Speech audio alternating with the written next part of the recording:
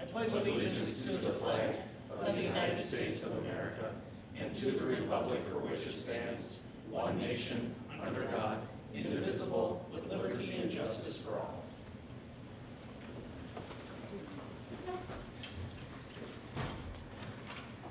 I see there was no more additions to No the changes, agenda. Mr. Mayor. Can I get a motion to approve the agenda? So, second. All in favor, say aye. Aye. Opposed? Motion is carried. Open forum, in case anybody wanted to speak up front, this is your time to do it. All right. Okay, we have approval of the minutes, approval of the bills and purchase orders, approval of investments, then there is a step increase for an employee. Can I get a motion to approve? Second. All in favor, say aye. Aye. Opposed? Motion is carried. It is 6:02. We're on to, we have 3 public hearings tonight. The first one is tobacco license number 2, LLC DBA True North Marketplace on sale. Yeah, on sale, and Sunday on sale. Liquor license application. So, who would like to? Basically what this is the True North would like to be able to serve alcohol at their facilities, essentially what they would like to do. They have followed the process that is needed to be followed for a liquor license. They have gone through that process and have met all their requirements. There was an affidavit of publication that was posted for the notice of public hearing in the local Star Post as required on March 11th, 2026. So that's really, it's pretty straightforward. That's what it is. In a public hearing, this would be a time if anybody in the public had questions or concerns about a license and stuff. So if anybody needed to talk right now, this would be your chance. I don't see anybody. We will be taking action on this in a little bit. And now it is, that public hearing is closed. It is 6:03. Drainage and utility easement. We actually have a tobacco license application next, sir. Yeah, right here. I got public, it's for the drainage easement for back for my public hearing. So over on public hearings over here I'm first. sorry. Yeah, Jesus. that's all right. Yeah, we're on the drainage and utility easement vacation, KL plot number 1. There is an affidavit. There is, that was published, notice of public hearing on vacation of easements. The hearing was held March 19th and it was published in the Star Post on March 11th. Okay. Tonight, we have a request from Leon and Mary Klepacki to vacate drainage and utility easements between lots 3 and 4, block 2 of their plat. I apologize. Oh, it is. I'm so sorry. I didn't think I turned it on. The Public Utility Commission reviewed this request at their March 9th meeting, and they had no issue with it. As you mentioned, it was published. It was actually published twice on March 4th and March 11th because the easement vacations are required to be published twice. The owners of the lot would like to start construction of their new house next month. They would like to build across the existing lot lines. All services to these lots were run in the front, so city water, sewer, electric, and CenterPoint Energy are in the front of the lot, and Charter is in the back. We did run the request past the water and wastewater supervisor and the electric lead person, and they had no issues. All right. If there's anybody here that has any questions or concerns? All right, it is 6:05. In this public hearing for this one, we will take action in a little bit. Then our third public hearing is Small Cities Development Program, SCDP application public hearing. And again, we do have the affidavit of publication for this as well. It was published, I believe, on the 11th of March as well. Actually, it looks like it was published on the 4th. Yeah. Yep. Okay, as the city moves forward with the second and final stage of applying for Department of Employment and Economic Development funds for the Small Cities Program, we are required to hold a public hearing on our intent to apply. The public is invited to speak and ask questions in accordance with the citizen participation plan. The city's application will be to rehab 20 units of either single-family owner-occupied or rental housing within the city. Our total request will be for $575,000, of which $500,000 will be used to rehabilitate 20 homes at $75,000 each. $75,000 will be for the administration. Stearns County HRA has agreed to administer this program for us if we receive the funding. They also administer their trust fund money, and several residents of Melrose have been able to take advantage of that for new windows and siding. We have been doing bilingual messaging. We delivered, hand-delivered surveys to 400 houses on Saturday. Really good participation in terms of it coming back. The landlords in town have been very interested in the rehab of the homes that they own, and they have returned their surveys as well. The qualifier is making sure that they charge affordable rents, and all of them so far have qualified, that have applied for the program. Other eligible things in small cities are commercial and public facilities, but Colleen and I and staff discussed it, and we just decided commercial and public use was not. There's a lot of additional hoops. There's a lot of matching funds from the city that would be required. So we decided to focus our application on owner-occupied and rental single-family homes, not even duplexes. And so that's where we're going with our application. And the public is invited to have any comments. You'll notice in a lot of local newspapers, there are a lot of cities in this grant round. Sauk is applying, Long Prairie is applying. We all went through the first round and we were all deemed competitive and invited to go to the full round. Thank you. All right. It is 6:08. If anybody had any questions, this would be the time. All right, we're going to take action on here in a little bit. We are on to reports. Police Department report. Chief Good Holmes. evening. February 2026, in our traffic area, we had 16 citations, 79 verbal warnings, 14 written warnings. In 26, we had 325 calls or requests for service. Last year was 201, so up by 124. And like I said last month, we had a lot of rental inspections coming in February, so that's some of the reflection on that increase in number. We ended it in 2025 on ICR 496, and this year is 598, so we're up a little bit there. 11 agency assists, pretty consistent lately. Some areas to speak on. We have a new officer, which is in background right now. We will be looking to do the next hiring process for that 6th and final position, probably in the coming weeks. Hoping to get some new graduates to apply, as well as anybody that has experience to apply as well. But I'm just trying to get it out there soon enough that we can maybe work the process to have, if they are a graduate, we can have everything in place. Basically, just waiting on them to pass their licensing test and be ready to go. Or if they're currently employed someone, we can get a jump on things. So we'll see how the background plays out and how the next hiring process goes. So they're kind of things up in the air. Squad cars, as of 5:55 when Travis walked in, all the squad cars are done. So we have to order again for next year. But what we currently have is all here and all road ready. I'll do some programming on the camera for the one that just got finished today, and then it'll be on the road. So it's good to have some of those things done. We do have one that's up in Royalton right now where we get our equipment done, swapping out a docking station because we're moving to Dell computers instead of Panasonic. So that's about the only thing we got left for those. Spoke with electric department as well as DSC, who is the company we use for our storm sirens. After we purchased a new one, Mayor Finken asked about maybe placement of the old one in a different area of town. Some of the rough numbers is about $12,000 to $15,000. A new siren is about, I think we had 23,000 roughly for a new one. Concerns from DSC is programming, those sorts of things. So they're not recommending that we move it.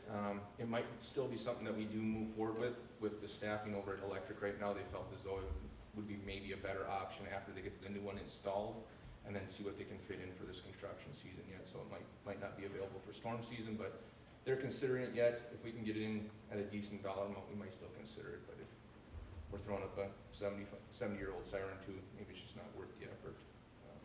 So just an idea. The new siren did arrive shortly after our last meeting, so it's good to see we're working on getting that on schedule and those sorts of things. Question on ordinances. Currently we have some ordinances that either aren't used ever or aren't used often. has the council ever considered the idea of removing ordinances? A lot of them are there for a reason, some of them are there because they've just been there for years. One of them of question is the 24-hour snow removal from sidewalks that are abut private property. So the city maintains whatever the distance is, but a lot of sidewalk, and then the property owners are expected to maintain the remainder of it 24 hours after snowfall. It's nothing that we've ever enforced. I know that when Gary Mittendorf took over as the the Streets and Parks supervisor, he sent a letter out. He got a very strong response. Elderly that couldn't afford to pay the people who already maintain their driveways, people who physically couldn't do it, and then people who just said, I'm not gonna do it. He chose to back down from that. Like I said, in my 25 years, we've never enforced it. So it's just a question if it's something that, should we just leave it there and it's just something we don't put any effort into? Maybe there's other ordinances like that, or is it just something that we remove because it hasn't been something we use? It's more of a question situation. Riverside's probably a prime example. The south side gets maintained by the city, but the north side, some owners take care of it and some don't, so I don't know. Just thought of it after the last couple of snowfalls where some people had some concerns about it. It got brought to our attention again, so. Question? Sounds like from talking with Sheila, we probably need a public hearing to remove them and do those sorts of things. So there is some effort that would need to be put into it. Like I said, if we're not doing the enforcement on it now, we have the ability or the option to do so, I guess. But if we're not doing it consistently, I don't think that's a grand idea either. I like the idea of removing any ordinance we can from the books. There's so many regulations on everything. That's probably why the bathroom's gonna cost so much out there, just saying. But I guess on this one, you know, if people are aware that the people that can do it are doing it. Partially maybe because of the ordinance, partially not, partially because they want their sidewalk clean. It's courtesy to everybody walking. If we remove it, you know, our people just say, well, I don't have to anymore. Or maybe it's like we did with outdoor parking. Maybe it's just more information we put out there. With the newsletter being up and running now, and we're consistently being done, maybe that's our fall, winter. One of the things we put in there is a reminder about parking, snow removal, and those sorts of things, and maybe people get in the back of their head, or people have moved into spots and maybe they don't even realize they're supposed to be doing it. Is that true on Main Street too? You don't actually have to remove your snow, or the city takes care of it all? Because, On Main Street? sorry, the north side of that. Yeah. There's very few properties on Main Street that don't maintain the sidewalk on the south side, but there are some. They wait till the city comes or whatever. Well, the city has a scheduled roads that they do every year. It's, what do we call it, a walking path for, Yeah. to get from the east side to the west side of town. We at least have a sidewalk available, and to the north side of town and to the south side, just like When main you routes. clean up snow, if there was something on the sidewalk, you push it, because a lot of times even when the plow pushes it over right on the sidewalk, you guys blow up your trucks and haul it away on both sides, so. Downtown. Downtown. Main Street, yeah. Commercial. West Main Street, Okay.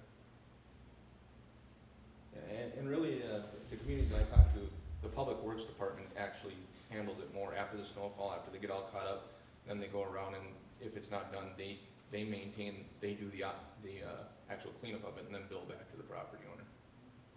So that'd be an option as well, and that's probably where Gary first started with it, because he saw it as, this is what we might have to do, so. Not really a police department thing, but kind of one of those things that falls on our world because we get the phone calls. So, yeah, something to think about. We're not gonna enforce it, we could remove it, because otherwise you probably should be enforcing. You can always put it back to after the fact, so. And then, it's like anything else, it depends if Andrew's crew has the time, even after they get all everything cleaned up and get their equipment back in working order, is there enough time between the next snowfall to clean up the rest of the city? Or is it a financial downfall for them to do the work? Thought process. I can see there being enough elderly that wouldn't be able to get it done. Whether or not that's, you know, Did you have a list you wanted to review? Like you said, there was a couple, so I don't know if this was just the primary one you got complaints You know, on? 3-hour parking has been kind of an on-off situation. Seems as though that's gotten better over the years. For a while there, it was a struggle that people, especially the people that live in the apartments that didn't have anywhere else to go. But it seems as though that's gotten better over the last several years too, so. One of the things that is in the budget for '26 is the codification of our ordinances. We have not done it for a number of years. And as part of that process, I would strongly recommend that there be a committee put together. Committee, certainly if council or other members of different boards want to sit on it, and staff to really go through the ordinances and clean them up, so that when we get to the point of codifying, it makes sense. Try to do that every 5 years or so. 'Cause Yep, and it's times been change. a long time since you guys have codified anything, so it would be, this is the year that it's in the budget to do that, so I would recommend that the first step in that is really going through and seeing what makes sense, what doesn't. As an example, at the last utility meeting, oh, that was policy, I'm sorry, that was, no, that was policy, it wasn't ordinance, but I think it would. There's some things in there that are quite old, and just through our policies, we've changed quite a few things, and they haven't necessarily been reflected back in the ordinances. So as part of that process, I would strongly recommend that you do that. But on the other hand, I do agree with, like Craig had said that, sometimes people don't realize that they are responsible for Right. certain areas. Right, for sure. You've got this younger generation that is lazy, so. So I think they just don't know that they're supposed to be cleaning up in front too, so getting to know that, so. And we did, I believe it was in the newsletter, was the sidewalk stuff in the newsletter? I can't remember. Was it in our first one? I can't remember but we did put something out. I think we put a post out on Facebook, like we're doing throughout the winter, because we had talked about the parking as well. We were trying to educate people, and the sidewalks was in there too. So, I mean, we can continue to always do that as well. Right, yeah, just educating, Nothing we have to figure out tonight. right. It would be a bad idea to have some if people, when stuff slows down, I'd be open to it. Yeah, like you said, sometimes there's just too many things in there and hamstrings people. It can make it really easier. Another example, to our golf cart ordinance does not allow for travel on Fifth Avenue Southeast by the old Genuine past St. Mary's, whatever else. Now it's because Genuine had truck traffic, whatever else too. It's never been removed for that route. Is there a certain speed Hard to limit say. they're supposed to follow too? They can pop the rules of the road, so up to 30 miles an hour. Cause I get stuck behind one, certain one, and it's 9 miles an hour. I had a request from, I don't know what class this is, but somebody from one of the classes. Shoot, I gotta bring that up. I remember bringing that up. They talked about why can't a 16-year-old who is licensed to drive a car on the street not able to drive a golf cart on the street? So they're lobbying the political system. So I'll get that on the agenda one of these meetings, just to hash over. Make sure they get their coalition together then. Yeah, right. But everybody can drive a 40-mile-an-hour electric bike on the road, no problem. There's Right. a lot of different things, yeah. So anyway, that'll be another discussion someday. You're able to pass the golf carts anywhere, right? Yeah, Yeah, but not in town. Yeah, and in town you if you can do it safely. And, it's like a piece of farm equipment, but you can pass that to it safely. That's the slow moving signs. Yeah, I suppose. I've safely passed them Okay. every day. All right, well, thanks, Chief, appreciate it. Community Development Director? So work continues on the downtown Jenny-O redevelopment project. We are inching closer to a real estate closing on that. We have an agenda item later tonight on that.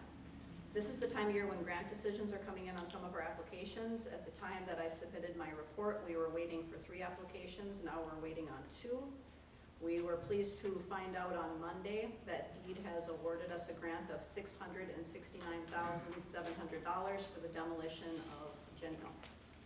So that is very helpful and good news.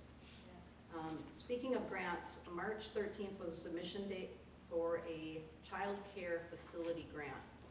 We've been working on this one for some time. About a year ago, we formed a coalition of partners to come in and talk about the daycare problem in town and the lack of daycare. We put together, we had meetings with a lot of the major employers, schools on their interest level. We were pleased to announce, well, the Stearns Electric leadership announced today at the chamber meeting that in partnership with us, we have submitted a child care grant for putting a child care facility in 900 Craft Drive in the former Stearns Electric location. We are going to be waiting on the grant application on that. I am just pleased to say that by the time we submitted the grant, we had 12 community partners submit letters of support for that project. So we are excited about that one. Spring also means permits. We want to encourage homeowners with plans to email or stop by to discuss permits. This includes decks, porches, driveway expansions, and sheds. It's easy to forget about those things and just focus on big houses, but we need permits for the small things too. Thank you. City engineer report, Dave. All right, good evening. Had our soil borings completed on the 2026 project. Better news than what we found in front of the hospital. There's only one spot with any bit dark material, but it wasn't organic. I don't think we could build a garden in the middle of 4th Avenue like we could in 5th. So that should help our bids. And we'll still bid some subgrade excavation in case we do find something, because when we're just poking half a dozen holes in the road, you don't hit everything. But I feel a lot better about it than I did after what we found last year. So that was the big development in the in this year's projects. Otherwise, on the report, I forgot that we had to do a patch on Daylight Court as well, or in Daylight Court up there on 11th Avenue. We're gonna fix a couple of those heaved culverts with the project this year as well. So forgot that in my report, but we'll be adding that for sure. That's it. Thanks, David.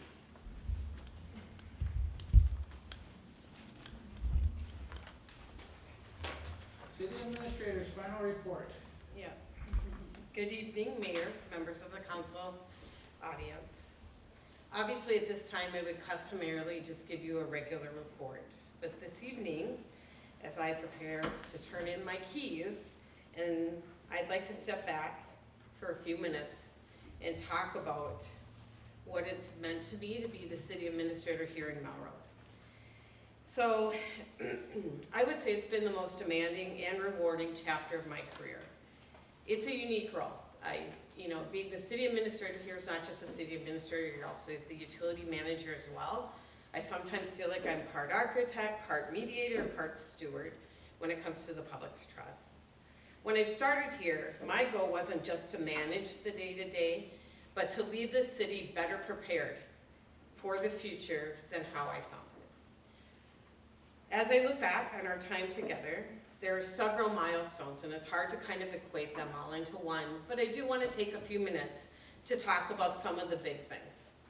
When I first got here, the city was in the process of going through the LCCMR process to try and get funding to put in Arch Rock Rapids to replace the fixed dam. It was something that was very controversial, and the DNR kept moving the dial on us, and not even knowing whether or not this would work, plus the fact of the impact it would have on all the homeowners that live along this body of water. So I hadn't been here very long, but you guys had faith in me at the time. Bunker was on the council, and Justin Freeler was there at the time, and I said, hey, can we just take a pause on this? And you guys said, okay, we'll take a pause. Let's really just take a breath and try and look at this a different way. Let's be more practical about this.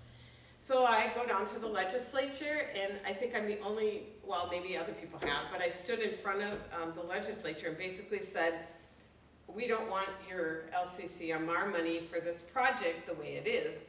And they were, so we turned back several millions of dollars to the state of Minnesota. However, they were impressed enough to say, we're gonna hang in there with you.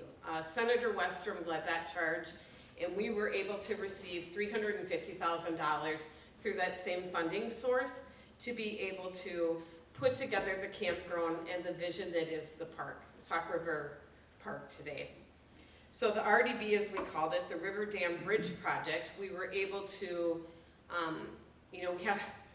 We brought all the agencies together, and it was a lot of them. It was 22 months, I believe, of going back and forth, but we finally got all the approvals we needed. And of course, we moved forward and bid that project right as COVID hit. And so RDB was formed, the River Dam Bridge Project. The county was on board, and we proceeded forth. It took us a year, but we got it done. We rerouted a river, we put in a beautiful bridge, we have a beautiful park. The wastewater project at about the same time was looking at a major expansion, and again, it was a situation where we had to secure that legislation, and we were able to do that. And we were very fortunate because we were able to get in on the PFA loans at that time at a 1% interest rate. The folks that are trying to apply for those funds now are looking at double-digit interest rates for some of the programs. So I don't know if it was a matter of timing, luck, it was probably a combination of a lot of things, but we were very, very happy there. In February of 20, we convened a retreat, and the goals we set out to accomplish were around many, many issues, but at the center was housing. Well, we delivered. 102 multifamily units were built, and over the last 6 years, 21 new single-family homes have been constructed. We aren't done yet. There's 32 new units that are going in on the west side of town, and there's talk of a lot more. Of course, the challenge is, how do we fund the infrastructure? And through some creativity and some use of some programs, we were able to get the 2 apartment buildings done. For the Riverside Flats, which was next door, it had been a very long process, and I remember people saying, you know, we've had developers here, they're not interested. The fire remediation funds were going to be done and expire, and fortunately, Representative Anderson was willing to go to the legislature one last time for us and see if we can get an extension on that fire remediation funds, but it was the last time. So we were under the gun to get something done. And those of you who know me, which the people sitting in this audience and the people at the council know me pretty well. They know that I, at times, can probably be pretty single-minded, maybe a little stubborn, maybe perhaps competitive is a word to use. But if somebody tells me we can't do something, I'm going to say, oh no, don't say that, step back, we're going to get it done. And that's what we set out to do, and we actually did get that done. So, and it was, you know, Mike Goldman. We contacted Mike Goldman, and you know, he had the faith to come forward and say, yeah, I have a vision, I can see this project, and he put a faith in this. It was a legacy project for him, and the success story of that is we not only have a beautiful apartment building next door, but you have commercial spaces that I believe 2 or 3 are rented or potentially rented now. So that in and of itself was something that, you know, we accomplished. So those are just to name a few. There is continued work. You guys, just what Sheila talked about in her report tonight, there's so many exciting things happening with the city right now. You have the downtown redevelopment project, you have the daycare project, there's just so many exciting things going on with the city. Of course, these achievements are never the work of one person. They are the result of the council, thank you, the previous council and this council having faith and taking the calculated risks. And they are also the result of a staff and consultants that work tirelessly behind the scenes to get these projects done. It hasn't always been easy. Local government is where the rubber meets the road. and sometimes that road is under construction. In our case, it's been under construction an awful lot. But I leave tonight with a deep sense of pride. We didn't just maintain, we built. We didn't just follow the curve, we led. Probably the best measure of our success is that the fact that over the last 6 years, there has been $89 million in private investment in our community. And that's not a typo. That is $89 million. And that is just based on what we have gotten for our valuations out of our building permits. It's probably closer to 100 million. You think about that, that equates to jobs, that equates to people living here. It's great. As a city and utility, we ourselves have invested over $32 million in our community through a variety of resources, including grants, legislation, state and federal programs, and tax. While the projects we discussed are what the public sees, they don't see the sheer grit and expertise it takes to get them across the finish line. To the city staff, you are the heartbeat of this community. I want to acknowledge you not just as employees, but as partners and as friends. Behind every first opportunity, whether it was a workforce tax credit, we were one of the first to take advantage of that, or other things, people on this team have stayed late to double check the numbers. They have stayed to help citizens who have questions that need to be answered. They've gone and knocked on doors to make sure people are okay. They've plowed streets longer than they had to, just to make sure that they are done and ready for our citizens. They've taken care of outages when they need to, and they stay until the task is done. You guys have made me look better more times than I can count.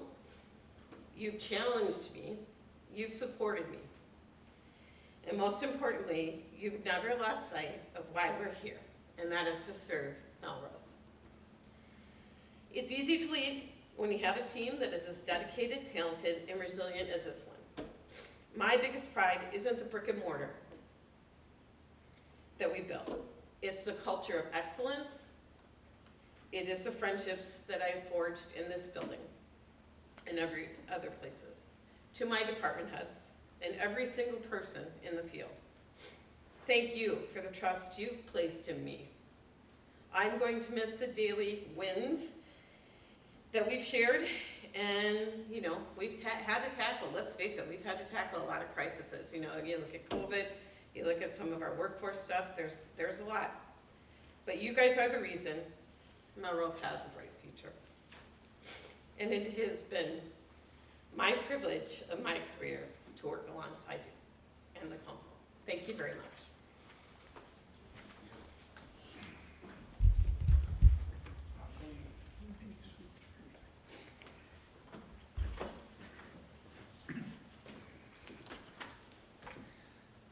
I've always appreciated you pulling me in your office and telling me where it's gotta go once in a while too, and it's good that, you're not afraid to tell us what you think. You know, so many people nowadays, you know, they'll cower about it, and I have appreciated that, and you and I have gotten mad at each other a few times over the years, but, you know, I've seen stuff your way, you've seen stuff my way, and it was good to, we've accomplished a lot here. And thank you for all that, and I'm really excited for your next adventure. You're gonna do great. Thank you. So. All right, on to new business. Melrose prosecution contract report for 2025. Chief Mouse. Yes, County Attorney Janelle Kendall sent information along. I know you guys get a redacted version, but everything seems to be pretty consistent with the years prior. What I found interesting is that we had 100 prosecutions, and of those, 22 of them were felonies. And as the year goes on, I guess you don't really pay attention to how much goes through the office or what it is all about until it gets printed at some point anyway. So it's kind of intriguing to see what comes through or what we work on throughout the year when it's, I guess, just something you do because it's your job. But the 100 mark is pretty consistent for us, so it's good to see that we're maintaining our numbers very well, and that hopefully we don't get too much higher just because that means there's more problems, but it is good to see that we're maintaining things quite well. And Ms. Kendall did say that she would be willing to come out. She has other cities that she's working with. May would maybe be the soonest. If you wanted her to come out, she would basically present on what's in your packet if you wanted to have her actually explain that. So you can work with her if it's something you're interested in. Otherwise, like I said, be a recap of what's in front of you. Awesome. I'm good. Thank you. Thank you. Bench program. So the park board and city staff have been offering the bench program for several years. The cost of the benches now exceeds sponsorship. However, the park board recognizes the value of this program and has included the bench program in its 26 budget. Currently, individuals pay $750 and receive a plaque on the bench and work with the Streets Parks Department on a mutually agreed upon location. It's been well received, and I think the benches that have popped up over the last couple of years have been, you know, we've received a lot of good comments on those. Related to tonight's request, last year at their 50th class reunion, the class of 1975 agreed to sponsor a bench. And looking around the community, they're requesting the bench be replaced up on school property. This is, so staff is looking for council approval to work with the school on placing one of our benches up there. School leadership have no objection. This would be viewed as a donation on the part of the city.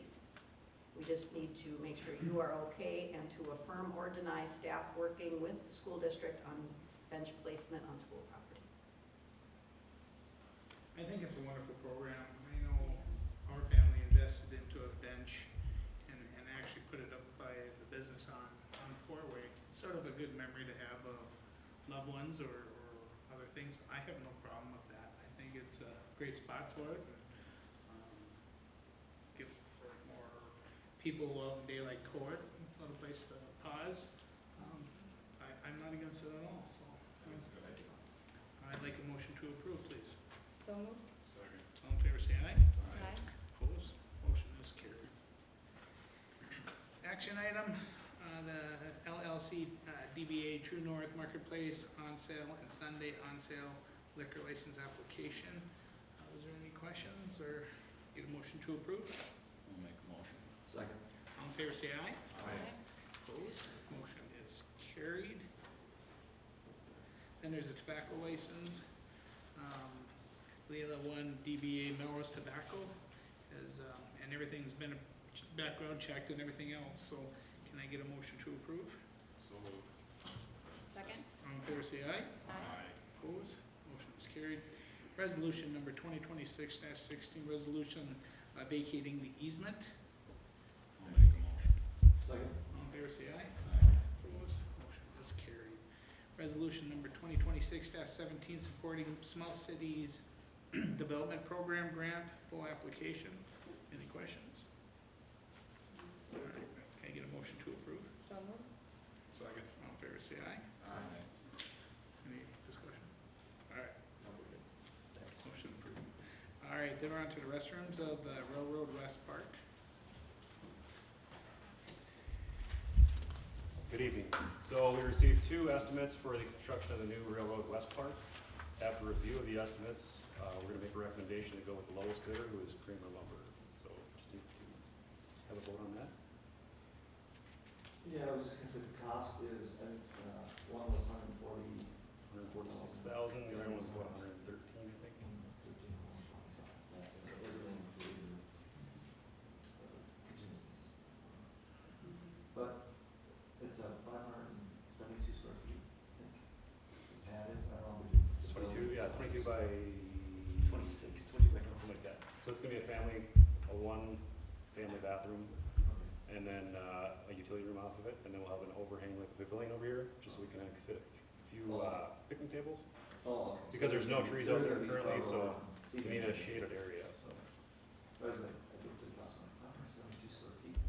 And it's gonna be, What is going on here? There's something wrong. and it's gonna be a seasonal bathroom, so we will winterize everywhere. Yeah, Yeah.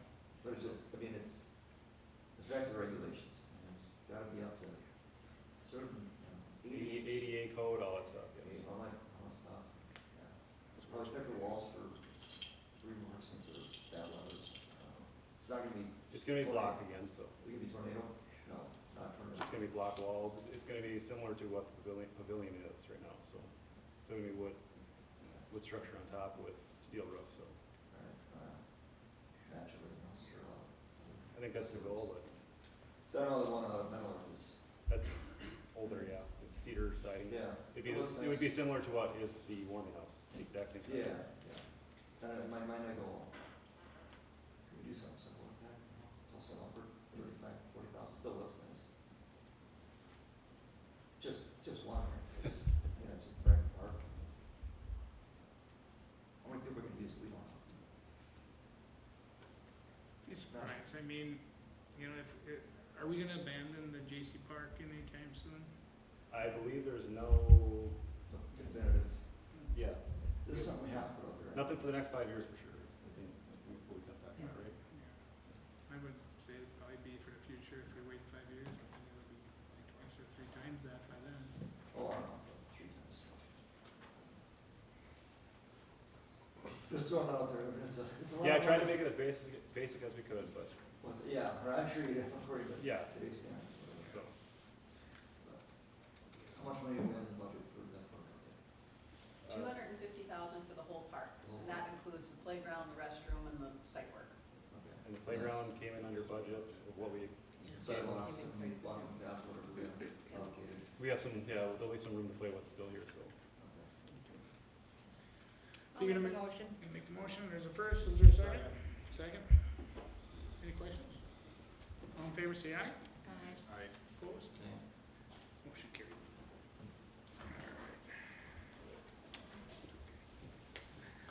So on old business, JOTS updated agreement.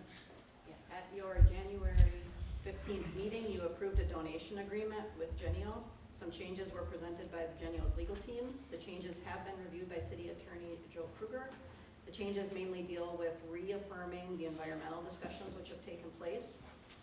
In discussing this with Attorney Kruger, we felt it would be good to bring it back and just to reconfirm the donation agreement. If this gets approved, is it virtually like a purchase agreement, or like a purchase? Yes, this is the It's a equivalent. done deal. This is the equivalent. Do we get any, is there any way we can just close the meeting for 5 minutes to talk about the agreement? Or not? Is it negotiating? I don't even know if that's something. If it's a real estate negotiation, then you'd have to close the meeting, yeah. Right, Or do you want a separate meeting? right. If you want a table, we can do a separate. Yeah, it was just a question, Okay. because recent events Mhm. that have come up, so. But I just thought if the council wanted to, just before we lock ourselves into this, because there's a lot of liability involved in taking that on yet, right? It's not just, hey, let's buy it, great, it's, we're tying the taxpayers to it. So if, I know we got the grant, which is awesome, nice work on that, but there's another $600,000 or $700,000 that we're gonna have to come up with to tear the building down. Right? So, And actually, we're gonna need a separate meeting anyway, because Attorney Kruger has delivered to me last night the purchase agreement for the Leadstone property. And so we need to meet to talk about that also. okay, So if you wanted to table this and do them together, we could. I table. let's table, we'll just talk about that, because we can close it, we're gonna have to meet anyway, Yep. right? Does that work? Are you two? Yeah. Sounds good. All right, then we will table this motion for now. So then, the other is B, old business, 2026 streets, improvement additional services supplemental letter agreement. We talked about this briefly at the fire department, or at the meeting at the fire hall last month. Basically, this is to add some survey and design work and a bid package for the Main Street sidewalk replacement, because the cost had gone up to the point where it needs to be bid publicly instead of just quotes like we were hoping to do, so. That's what I'm looking for tonight. Questions? We're all good? Can't get a motion to approve. So, Second? All in favor, say aye. Aye. Opposed? Motion is carried. We are on to informational items. Again, Stearns County Commissioners Board meeting will be held in Melrose, April 7th at 6 o'clock here in Melrose. It should be an interesting meeting. It'd be nice to see the citizens of Melrose come and see what the county does do, see how long their meetings go. It should be a good meeting. I'm excited to go to it, so just as we are welcome to this meeting on April 7th at 6 p.m. here at City Hall. And then the next council meeting will be Thursday, April 16th at 6 p.m. Is there anything else? Otherwise, can I get a motion to adjourn? So moved. Second. All in favor, say aye. Aye. Opposed? Meeting adjourned.